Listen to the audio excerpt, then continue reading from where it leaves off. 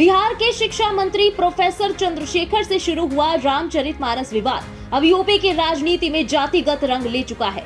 UP में अब शूद्रों को लेकर सियासत काफी गर्म हो चली है।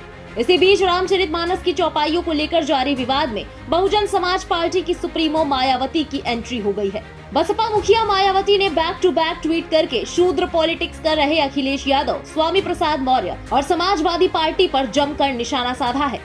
उन्होंने कमजोर और पिछड़ों का ग्रंथ रामचरितमानस और मनुस्मृति नहीं बल्कि संविधान बताया। साथ ही मायावती ने सपा को एक बार फिर गेस्ट हाउस कांड याद करने के लिए कहा। मायावती ने ट्वीट करते हुए कहा कि देश में कमजोर और उपेक्षित वर्गों का रामचरितमानस और मनुस्मृति आदि ग्रंथ नहीं बल्कि भारतीय संविधान है। इसमें बाबा साहेब डॉक्टर भीमराव अंबेडकर ने इनको शूद्रों की नहीं बल्कि SC, ST और OBC की संज्ञा दी है। इसीलिए इन्हें शूद्र कहकर सपा इनका अपमान न करे तथा न ही संविधान की अवहेलना करे। वही भाजपा, सपा, कांग्रेस सभी पर हमलावर बसपा सुप्रीमो ने कहा कि इतना ही नहीं, देश के अन्य राज्यों की तरह यूपी में भी दलितों, आदिवासियों और OBC समाज के शोषण, अन्याय, नाइंसाफी और इन वर्गों में जन्मे महान संतों, गुरुओं और महापुरुषों आदि की उपेक्षा और तिरस्कार के मामले में कांग्रेस, भाजपा और समाजवादी पार्टी भी किसी से कम नहीं है। मायावती यही नहीं रुकी। मायावती ने अखिलेश यादव को गेस्ट हाउस कांड की याद दिलाते हुए लिखा। साथ ही सपा प्रमुख द्वारा इनकी वकालत करने से पहले उन्हें लखनऊ स्टेट गेस्ट हाउस के दिनांक 2 जून सन 1995 की घटना को भी याद कर अपने गिरेबान में जरूर झांक कर देख लेना चाहिए, जब CM बनने जा रही एक दलित की बेटी पर सपा सरकार ने जानलेवा हमला कराया गया था। उन्होंने आगे ट्वीट किया, वैसे भी ये जगजाहिर है कि देश में SC, ST, OBC, मुस्लिम और अन्य धार्मिक अल्पसंख्यकों आदि के आत्मसम्मान और स्वाभिमान की कद्र BSP में ही हमेशा से निहित और सुरक्षित है, जबकि बाकी पार्टियां इनके वोटों के स्वार्थ की खातिर किस्म किस्म की नाटकबाजी ही ज्यादा करती रहती है।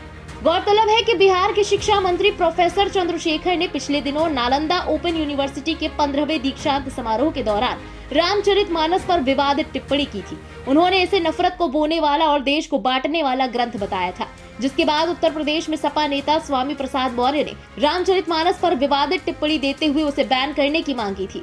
इसके बाद कई हिंदू संगठन और साधु संतों ने जहां एक तरफ स्वामी प्रसाद के खिलाफ मोर्चा खोल दिया, वहीं दूसरी ओर स्वामी प्रसाद मौर्य के समर्थन में यूपी में कई जगहों पर रामचरितमानस की प्रतियां जलाने की घटनाएं सामने आई थी। इसके बाद कई जगह स्वामी प्रसाद मौर्य के खिलाफ केस भी दर्ज हुए।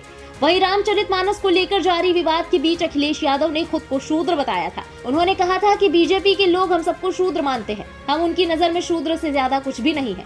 अखिलेश ने कहा कि बीजेपी को ये तकलीफ है कि हम संत महात्माओं से आशीर्वाद लेने क्यों जा रहे हैं। इतना ही नहीं, अखिलेश के इस बयान के बाद सपा दफ्तर में होर्डिंग लगाए गए थे। इनमें लिखा था, गर्व से कहो हम शूद्र हैं। वहीं अब इस विवाद में बसपा सुप्रीमो मायावती भी फ्रंट फुट पर आकर ट्वीट के जरिए सपा को निशाने पर ले रही हैं। ऐसे में अब देखना होगा कि ये विवाद यूपी की राजनीति में कौन सा नया भूचाल लाता है। फिलहाल इस खबर के बारे में आपका क्या कहना है, कमेंट सेक्शन में लिखकर जरूर बताएं। देश और दुनिया की बाकी बड़ी और अहम खबरों के लिए सब्सक्राइब करें इंडिया पब्लिक खबर के YouTube चैनल को और बेल आइकन दबाना बिल्कुल ना भूलें।